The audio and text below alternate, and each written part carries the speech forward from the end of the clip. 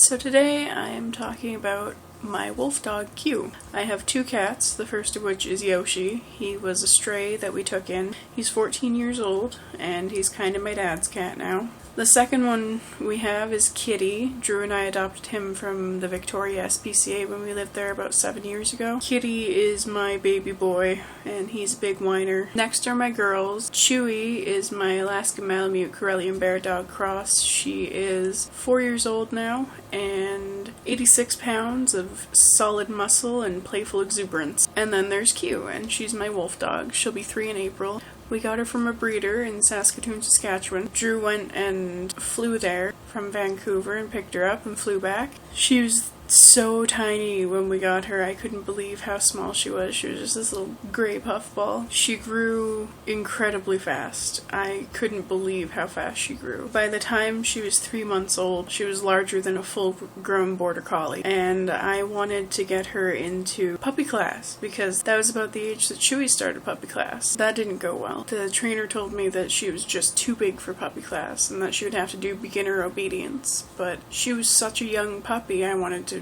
get her into puppy class, so that kind of pissed me off. And then, when she was about 7 weeks old, Drew and I had to go somewhere, both of us, and we couldn't get around it. It had to be both of us. So I left my dad in charge of her, and that was probably a bad idea, and I probably should have had him stay outside with her, but this was the first time she went after my couch, and after that she was fixated on it. We had a big leather sectional couch, and that was just delicious. To keep her from eating the couch, we tried all sorts of things. The bitter sprays, which she just licked off because she thought it was delicious. The hot sauce, which she also thinks is delicious. And then our breeder told us to use vinegar, to shoot a syringe of vinegar down her throat whenever she did it. Yeah, first couple times it worked. After that, it was, vinegar time, so we ended up putting blankets over our couch, and that's how we keep her from chewing on it. One of the things we really worked hard with was her food aggression, because we wanted to make sure that under no circumstance would she ever bite somebody for going near her food. So we fed her from our hands. We can pick her bowl up, we can put our hands in it while she's eating, we can take her treats away from her. Chewy had a really big problem with food aggression for a while, so when we got Q, we were more than prepared to deal with that issue specifically. She's afraid of strangers and she doesn't like being left alone, so for a long time when she was a puppy, she would hide under the bed in our bedroom and she wouldn't come out when new people came over. Now she's interested in new people, but she's still not sure of them, so she'll come in the room and she'll breathe in their scent for a little while, and then if she decides that it's okay, she'll go and sniff them. Usually it's women she'll warm up to the fastest, and men, well, we have a friend Andrew, and it took him about 1.5 years before she finally started accepting him as somebody that was a friend. This, of course, goes into walks. Until she was about 7 months old, she wanted nothing to do with leaving our property. We would try to take her on a walk, and she would plant her feet right at the edge of the driveway, and she wouldn't go past that point. We just kept trying, and when she didn't want to go, we just let her go back in the house. And eventually she decided that she wanted to go walk, but she was afraid of some things, afraid of cars and signposts and people, obviously. So we started walking her late at night, and she got accustomed to that pretty quickly, and we finally got her over her fear of cars and signposts and a little bit less apprehensive of people coming towards her on the road. So then we moved it to daytime, and now that's what we're working on, is daytime walks. She's doing very well. She had to do it in her own time, and I respect that. I'm patient. She has one hell of a sweet tooth. I can't believe how much she loves sugary snacks. Her favorite are Swedish fish, and she really likes the green gummy bears. You know something's good when she chews it for a little bit and then she spits it out and rolls on it. She's incredibly intelligent, to a scary degree in some cases. She knows how our cupboards work and what's inside of them. She understands how doors work, but because all of our knobs are round, she can't get them to turn. Doesn't stop her from trying. I've seen her try to owl neck it, but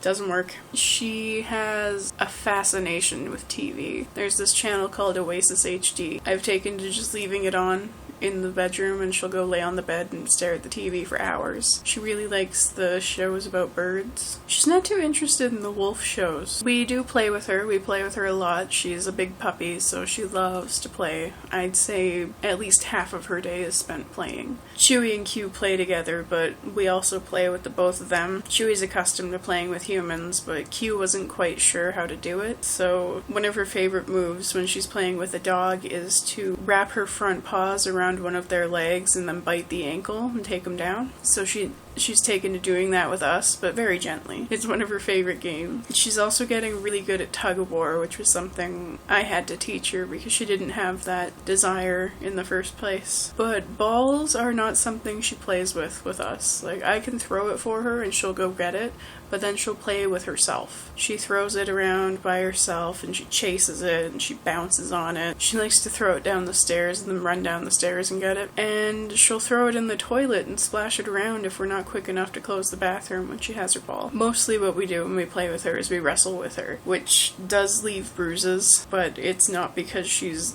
biting us or anything. It's her teeth are so big and so dense because they're meant for cracking bones. So when she knocks us with her canine tooth or something, it'll leave a nasty bruise. Sometimes there'll be a big bump where she got you with one of her teeth, and it always seems to go in like the least opportune area, right between the tendons and stuff like that, so it's just tender for days. But I enjoy playing with her, so I deal with the lumps and bumps. She likes other animals. She's very good with our cats, and she respects animals that are larger than her. She loves dogs of all sizes. She's gentle with small dogs, and she really loves big dogs because she wants to play with them. But we've found that other people's dogs get aggressive towards her. I think it's because of her size and the way she smells. It's very intimidating, especially dogs that spend a lot of time in the bush with their owners when they're out hiking and camping and stuff like that. They seem to associate her smell with wild,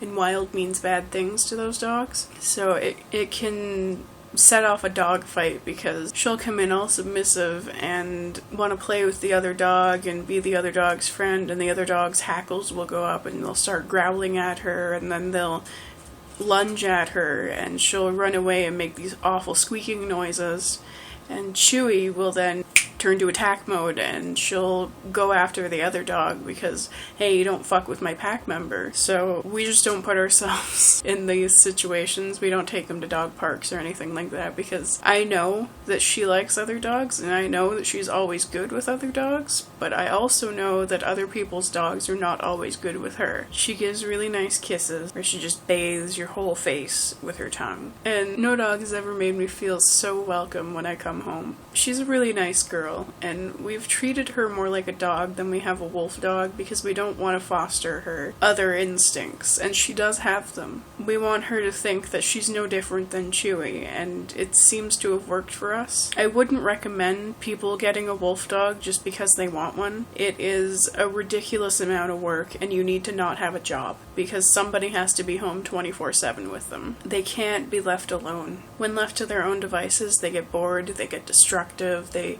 find a way to escape out of your yard. You need secure containment for them, and it's not a dog for the average dog owner. You have to really want one because you're gonna lose stuff and it's gonna be expensive. People told us we were crazy when we got Q, and I think it does take a special brand of crazy person to get a wolf dog. But it's also a very intense and unique bond that you have with these animals. And she is a very important part of our family, and I wouldn't trade her for the world. Thanks for watching. My sister and I make new videos every week. Subscribe below.